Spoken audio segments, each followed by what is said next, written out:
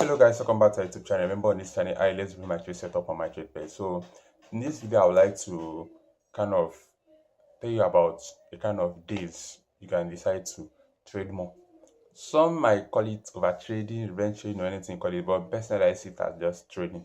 Now, before you get me wrong, listen. There are days whereby you see yourself seeing your kind of setup, kind of for first time, second time, third time. And I do see mainly old traders do talk about there is no way you can be seeing your setups every single day.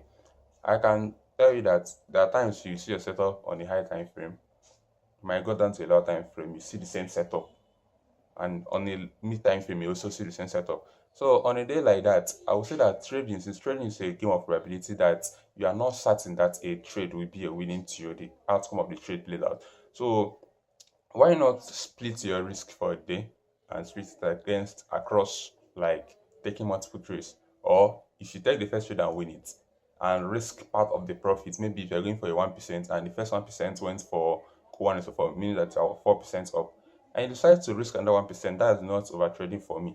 They say less is small, but imagine a day whereby you see a setup for maybe 3 times and you decided to take only once, and the three of them played out, and then another day you then see your setup again and taking one trade per day, and you're able to take that same trade and it fails.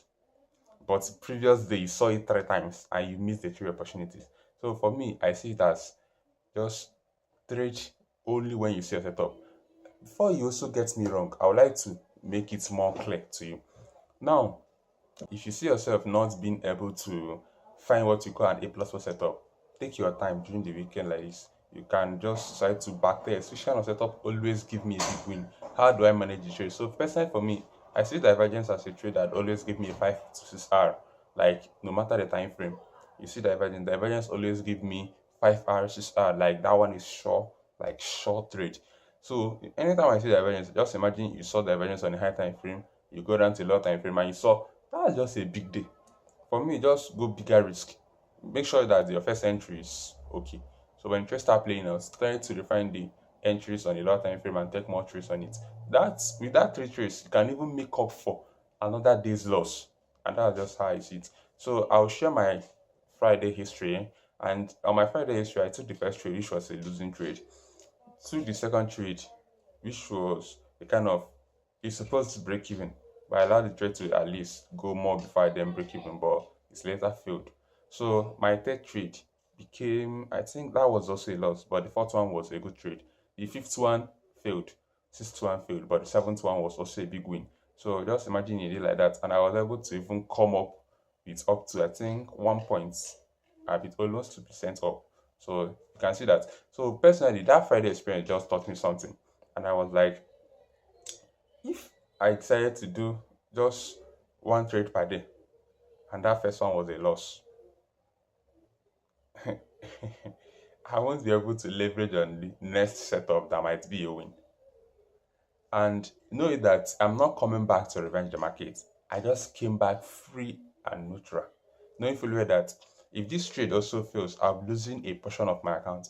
And mind you, I'm already in phase two, and um I think then I was 1% up. So I saw a good setup that took me to almost 3% up. Then how did the whole thing even happen? So I think I was just looking for a kind of 1.5 hours for me to clear the phase two and become funded.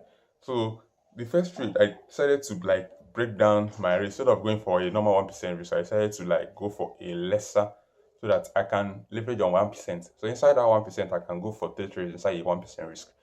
If you know, you know. So that was how I was able to manage, and now I'm just close to passing the account. Although I still need like 1 point. Just I need like $60. I'll be 60. Let me just say $70.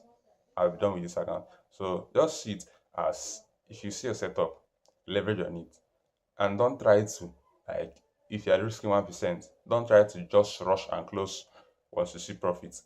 Allow the market to just play out. If possible, add more position if it's playing out fine in your favor. And those trades that you do miss might be your winning trade.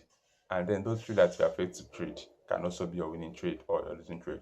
So make sure you leverage on every opportunity the market provides for you and make the best out of it. Revenge trading is when you don't even do analysis again. You are just there to find a way to just make back your money. That's revenge for me. Over trading is when you no more follow your trading, like your kind of trade, which I call A plus setup or B plus setup. So if you're no more following it, you're just trying to, okay, I'm thinking that the market will buy, but it's not aligning with your setup, bro, leave it. But if it's aligning with your setup, like try it, minor risk, knowing fully that it can still go wrong. And make sure that if you make $70 in a day, don't try to risk the whole $70. At least risk 10. If it plays out fine, you get extra 40. If you risk 10 and it didn't work out, risk the next 10. If it didn't work out, you can decide to take your last trial, risk the next 10. If it plays out fine, you recover the 20 that you previously lost and extra 20. But if it fails, you lose 30. So losing 30 from a 70 gain is just you closing it there with just $40. So it's still a good risk reward. So make sure you follow this plan and please don't break it. Don't over trade in the wrong way, and don't revenge trade. It will kill your account and kill your psychology. So practice during the weekend, have confidence in your setup, and cheers, you'll be profitable. Proper risk management very necessary. So for the next content, please don't forget to subscribe. So you'll be notified whenever I upload a new content like this or about better content. So see you next time. Jovianking Trace. Subscribe.